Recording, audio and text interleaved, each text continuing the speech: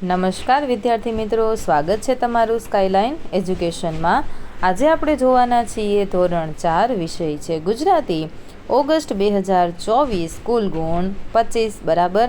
હવે એમાં આપણે શરૂઆત કરીએ પ્રશ્ન નંબર 1થી।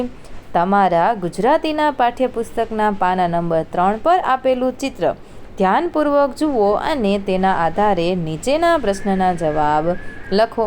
તો અહીં તમને એક ચિત્ર આપેલું છે બરાબર, વધુ વૃક્ષો વાવો। ઓકે, તો હવે આપણે આની નીચે આપેલા સવાલના જવાબ ચિત્રમાંથી જોઈ અને આપવાના છે।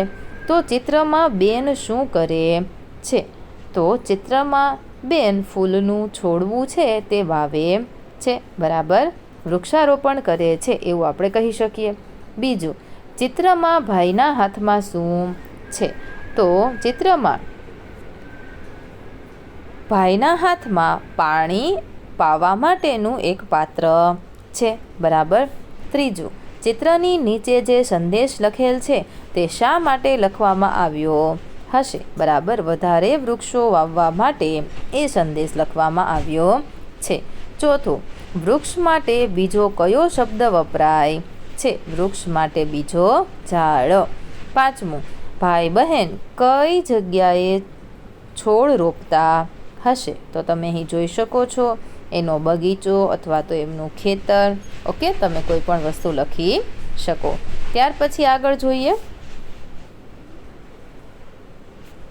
પ્રશ્ન નંબર 2।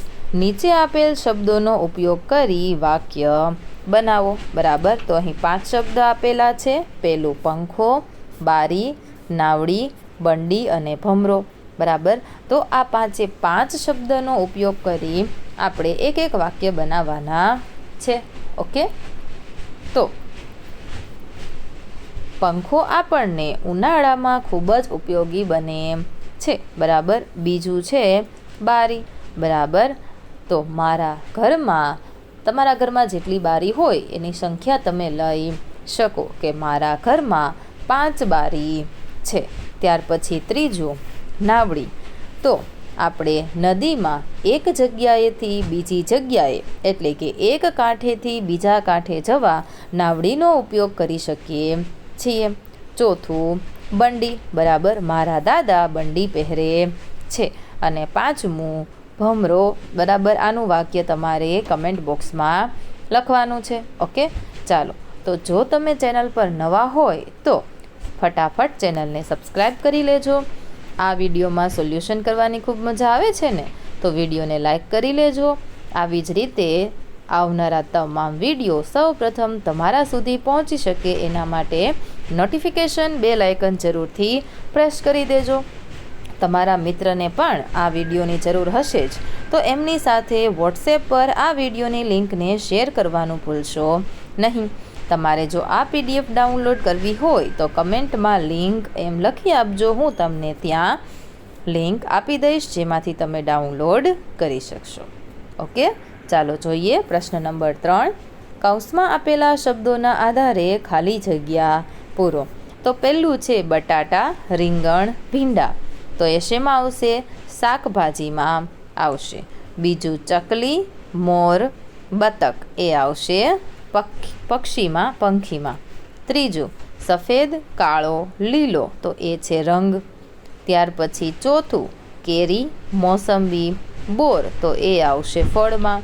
અને પાંચમું જૂન, જુલાઈ, ઓગસ્ટ, તો એની અંદર આવશે માસ। ઓકે, ચાલો આગળ વધીશું આપણે પ્રશ્ન નંબર 4 તરફ। નીચે આપેલા શબ્દોને કક્કાવારીના ક્રમમાં ગોઠવો બરાબર। તો કથી શરૂ કરી અને તમારે છેલ્લે સુધી બોલતું જવાનું અને આમાં આપેલા જે શબ્દ છે એને ગોઠવતા જવાના। ત્યાર પછી છે પ્રશ્ન નંબર 4બ। કૌંસમાં આપેલા શબ્દોને યોગ્ય પ્રાસ ધરાવતા શબ્દો સામે શોધીને લખો બરાબર। તો પહેલું છે પરમ, તો એની સાથે આવશે ગરમ। ત્યાર પછી ભડકો, તડકો બરાબર। સાત, તો રાત, અને તરવા, તો ફરવા। આવી રીતે આપણે આના જવાબો લખીશું। હવે છેલ્લો છે પ્રશ્ન નંબર 5। તમારી શાળા વિશે 5 વાક્યો લખો. બરાબર, તમારે પહેલાં તો તમારી શાળાનું નામ કમેન્ટ બોક્સમાં લખીને જણાવવાનું છે. ત્યાં હું તમને આ 5 વાક્ય છે લખીને આપી દઈશ. ઓકે, તો વિદ્યાર્થી મિત્રો, વિડીયોને અંત સુધી જોવા માટે તમારો ખૂબ ખૂબ આભાર.